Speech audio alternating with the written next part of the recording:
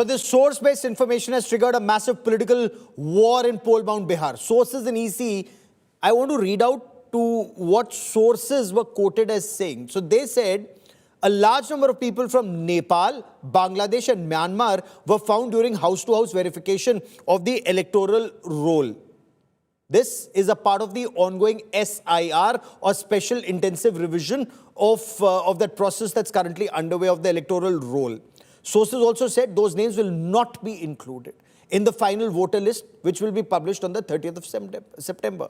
So when this question was posed to leader of opposition in Bihar Assembly, Tejashwi Yadav, he hit back. He said, हम ऐसे सूत्र को मूत्र समझते हैं, or we consider such sources as urine. The NDA hit back, saying that this statement actually shows the lumpet politics, or the lumpen elements in politics in Bihar, not expected of somebody whose father and mother have both been chief ministers of the state, or it just shows his lack of education. But it does raise several questions about this SIR process in Bihar. One, why is the information coming only through sources and not officially? Why does the Election Commission not issue an official statement, which incidentally we are told they've just issued?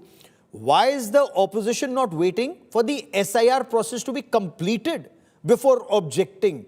Because there was no stay even by court.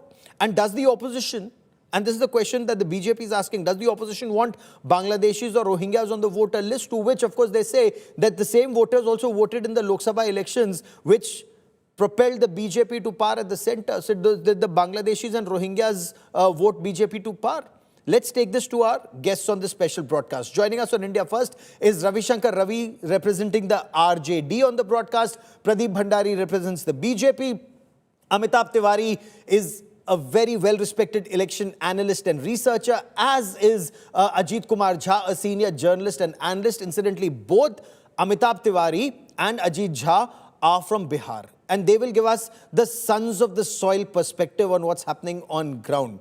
Ravi Shankar Ravi, what kind of language is this, sir? हम ऐसे सूत्र को मूत्र समझते हैं, and that too at a press conference, and then repeated again the next day. Is this the language to be used by leader of opposition in Bihar Assembly, or somebody who's seen as an aspiring chief minister of Bihar? Gauravji, I think any word has to be understood in its context. What Tejashwi ji was referring, he was not referring to the entire media. He was referring to the section of sources which spread lies, rumor and hate, and have been claiming that Islamabad, Karachi have been conquered. His entire, we have to look at his entire clip, not just one word. So, and such sources are disgusting and repelling.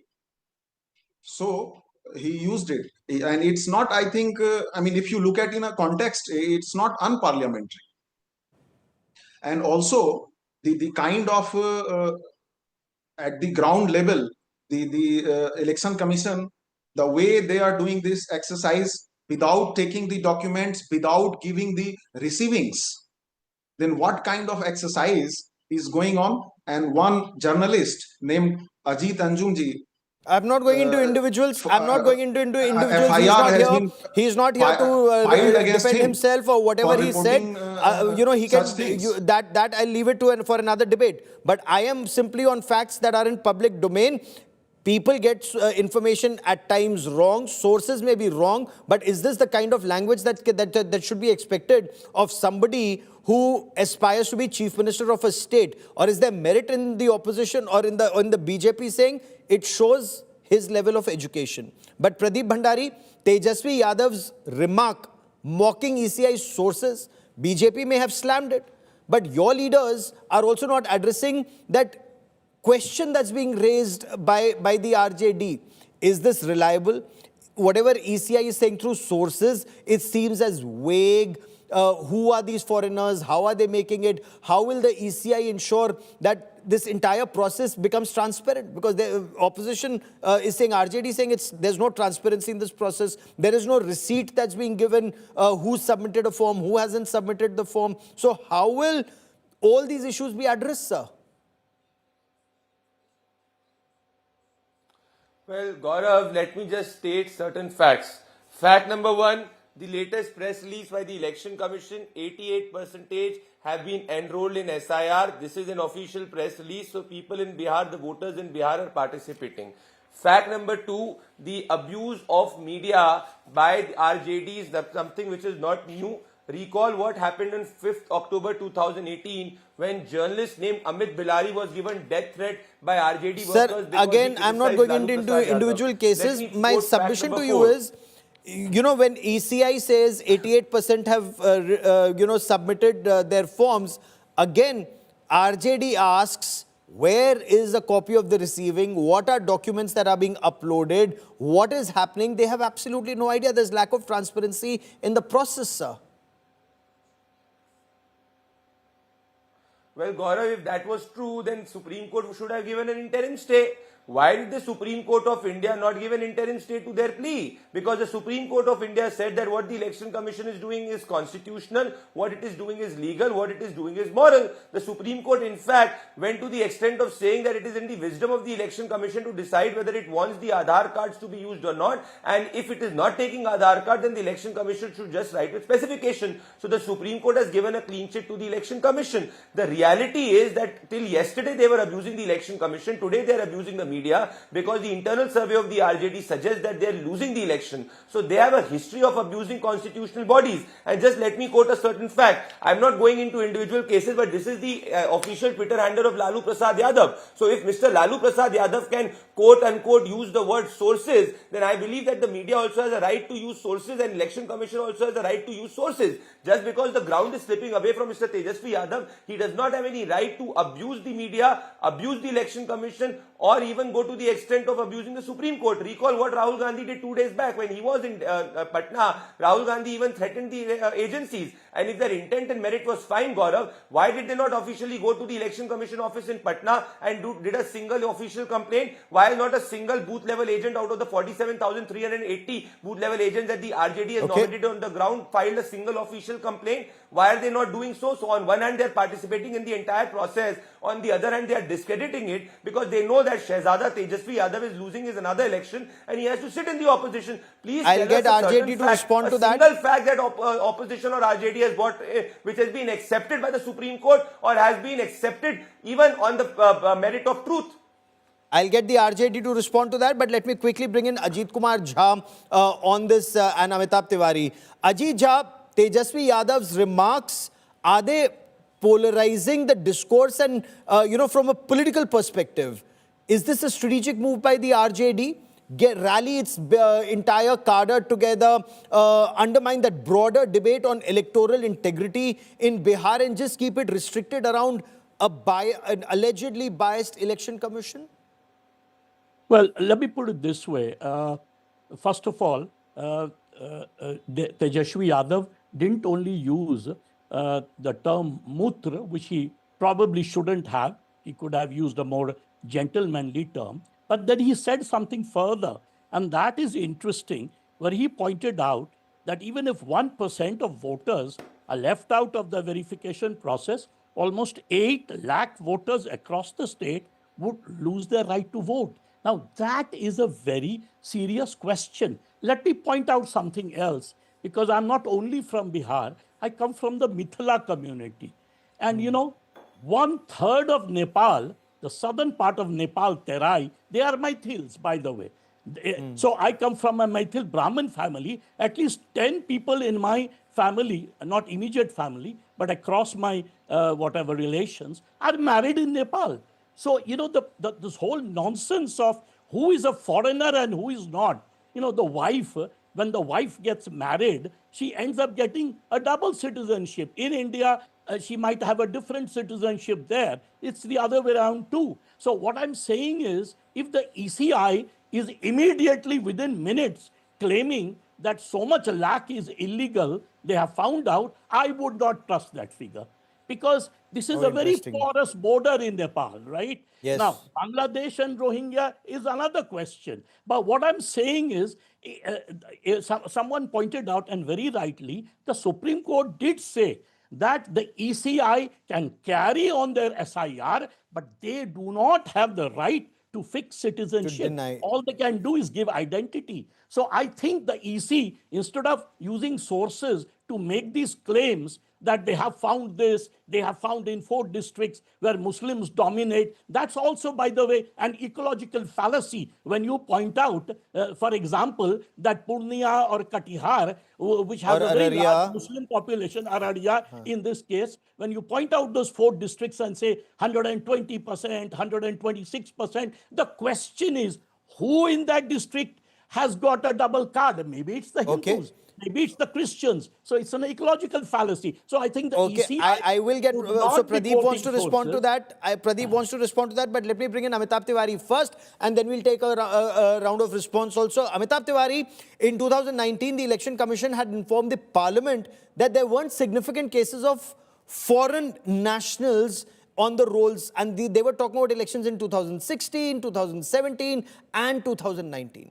Election Commission told the Parliament that there were only 3 complaints in 2018, and none of those 3, none were from Bihar. They were from Bengal, Telangana, and Gujarat, 1 each. How do you see the ECI's 2025 claim of a large number of suspected foreign nationals ahead of 2025 elections, sir? Yeah, see, again, since ECI has not come out openly and officially on this, and this is source-based, I mean, we have to take it with a pinch of salt, of course. But of course, our one of the ministers has said that there are 20 million illegal immigrants in the country, and assuming some of them have got enrolled in the voter list as well. See, the question is larger, and you've seen in the Operation Sindoor when you covered Gaurav, that in this new age of social media, the means of communication have changed significantly. Once the India side started holding regular press briefings, the tide turned in our favor. Otherwise, previously, the global West was claiming that Pakistan perhaps had an upper hand. So, in Very this interesting. sensitive issue True. and a 1 month period wherein 7.8 crore voters are being verified, I think it is very pertinent on the ECI to hold regular briefings or regular communication. What does it does is that it increases transparency, because that is Absolutely. one of the basic objectives also of the SIR.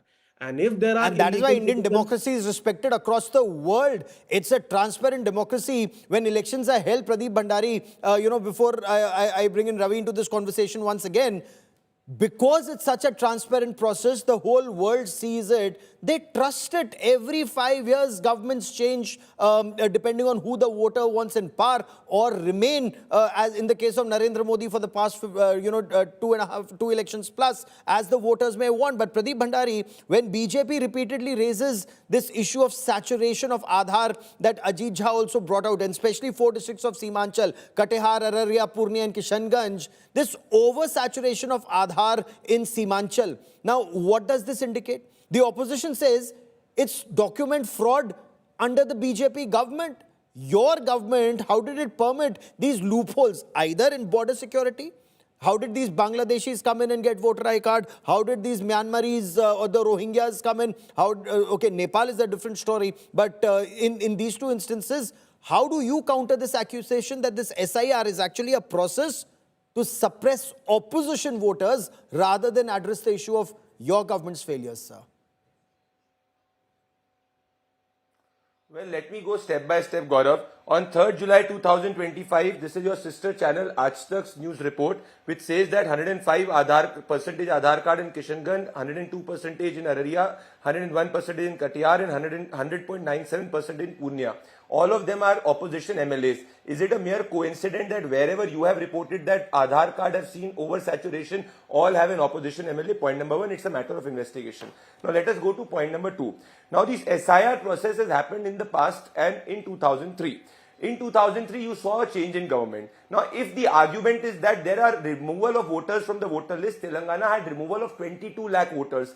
Congress party won the Telangana election 2023. If the argument is about addition of voters, then Jharkhand saw an addition of 2,67,000 voters. It was won by the India Alliance. If the argument is about revision of voter rolls, Jammu and Kashmir had seen a revision of voter rolls after 3 years. You had an India Alliance government there. Please tell me, hypothetically, if there are 100 people in village and 80 people are registered and 20 genuine people are remaining, what will the booth level agents of the Bharatiya Janata Party, JDU and RJD do? They will obviously identify the genuine voters belonging to any of the parties and go to the booth level officer and get them registered. That is the basic objective of a booth level agent. RJD has appointed 47,000, we have appointed 57,000. Congress is not present on the booth. Can you please tell me one complaint by a booth level agent of the RJD in the past? I will take that to Ravi Shankar Ravi to respond. And last point.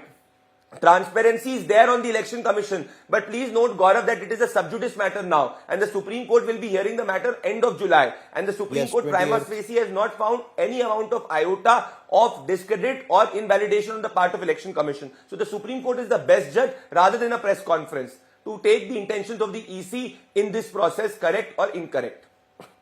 Fair enough. Ravi Shankar Ravi, you want to respond? Have any of your booth level workers raised any objection to this? The BJP says you have 47,000 of them. Let also respond to BJP IT cell chief Amit Malviya writing, and I want to quote what he's written in as many words.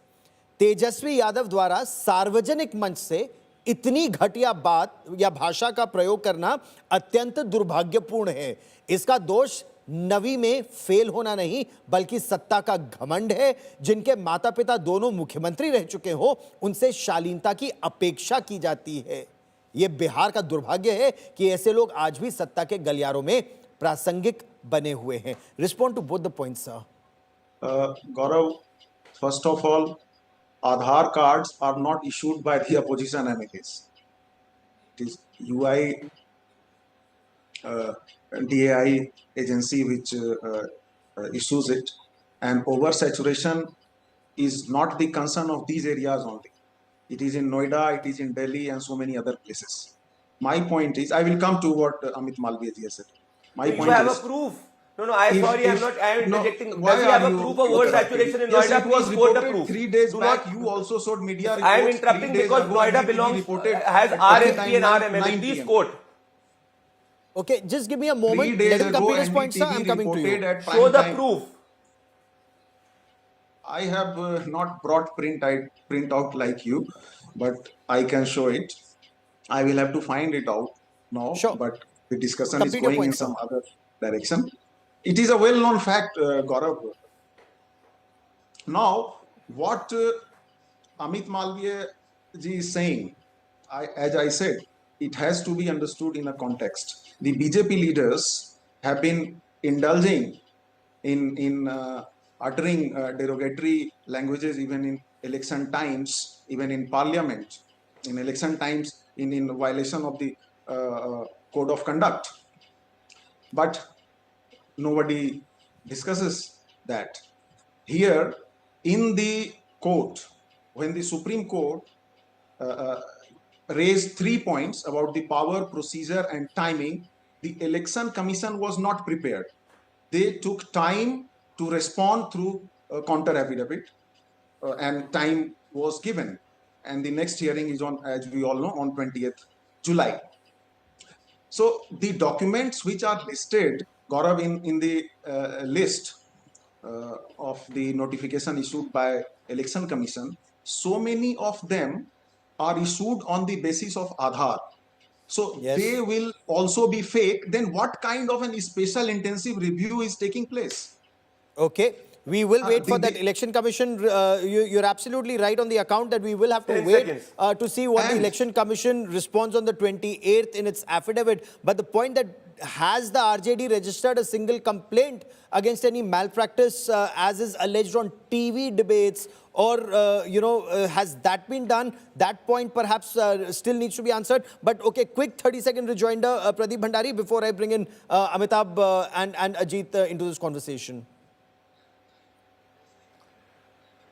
Gaurav, RJD should be the last party which speaks about language. They have abused the media, they have abused the sources. So I will not go on towards that tangent. Let me come back to the specifics. Still the RJD spokesperson has not answered. 47,000, Gaurav, not a small amount. 47,000 booth level agents are appointed by RJD on the ground. Not a single official complaint. If the Supreme Court had found that the timing is wrong, procedure is wrong, and the intent of Election Commission is wrong, please tell me, has the Supreme Court given a permanent stay? Has the Supreme Court restricted the Election Commission? Has the Supreme Court put an interim stay? The answer is a They've big made no on the certain three, comments which which we proves shall that see the what happens opposition's on the argument 28th, was sir. political. It did not have merit.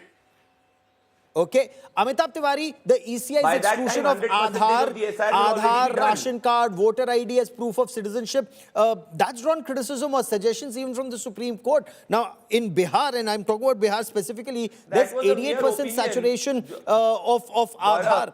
Your experience, okay, let me just bring in Amitabh, I'll come back to you, sir. Your experience, what does this indicate? Is this justified?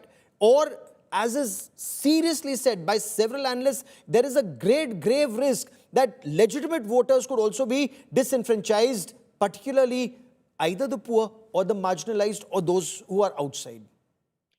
See, I think this case will be a landmark case because this is essentially pointing out to the fact that we need a national register of citizens. Because of Yes. because if the objective of the exercise is to weed out illegal immigrants or citizens, and the Supreme Court says that ECI cannot decide on the citizenship, then first we need a national register of citizens. That's first. Second, also is that this exercise also shows that currently we have very lax norms, loose norms while admitting new voters, and we are having perhaps stricter norms while doing a verification. We need to have tighter norms while enrolling new voters, because today if you have just an Aadhaar card, you can actually get enrolled as a new voter, because for citizenship you just need to declare that I am a citizen of India. So we need tighter rules for voter enrollments, and also a national register of citizens, so that it is very clear who can be on the voter list and not. And this will eventually lead to that, I believe, in the Supreme Court. In fact, Ajit Kumar Jha, leaders like Asaduddin Owaisi of the AIMIM, in fact, several opposition leaders insist that this SIR is actually nothing but NRC through the back door. Well, I don't think when Amitabh was saying National Register of Citizens, he was actually talking of the NRC. You know, it's an irony that 78 years after independence, we still do not have a single document which defines our citizenship, when every other developed democracy in the world has so. And it's really shocking that both the Congress, which was in power for 50 years, and the BJP, which has been now power for almost, 16, 17 years, have not thought of one document which proves who is a citizen of India. And then you start this so-called, witch hunting that is going on under the SIR without sort of clarifying what a citizenship is. Is identity citizenship? Is citizenship more than identity? And by the way, the Supreme Court talked about it. And that's why the Supreme Court said that the Election Commission can talk about identity, but they cannot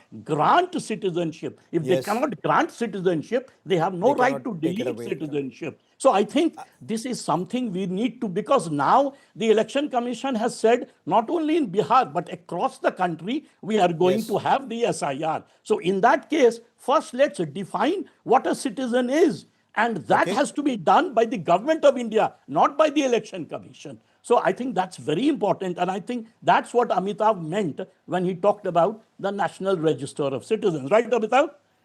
Okay, Amitabh, you want to quickly respond before I bring Yeah, in yes, yes, Pradeep yes. for... Agree, yeah.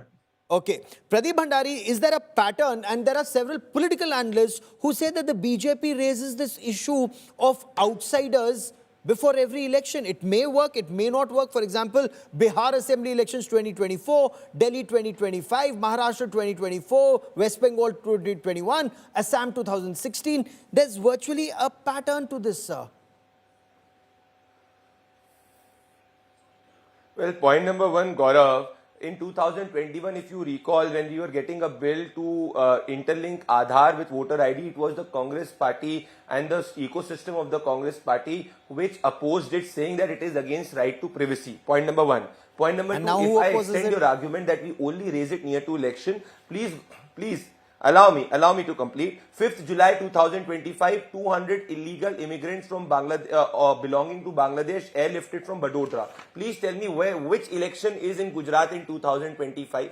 We are also identifying illegal immigrants in Delhi after our government has come in. Please tell us which election is in Delhi at present. The opposition has always and consequently backed illegal infiltrators. We have raised it in Jharkhand where we did not win the election. We are raising it in Bihar. We are raising it in every state because it is to do with the national security. And please tell me, what is the Representation of People's Act? The Representation of People's Act says that only a citizen of India more than 18 or 18 years of age can vote. Now, if somebody who is not a citizen of India or has got a document by surreptitious means, by support of the opposition or some local administration, it is our duty as a government which believes in national interest to obviously identify that and take into action. When we had got the NRC, it was these same people, the entire lobby which opposed it. Now I will throw another question. Sir, you recall what happened during the time of CA, sir, Gaurav? you should actually be giving us answers since you are the ruling party.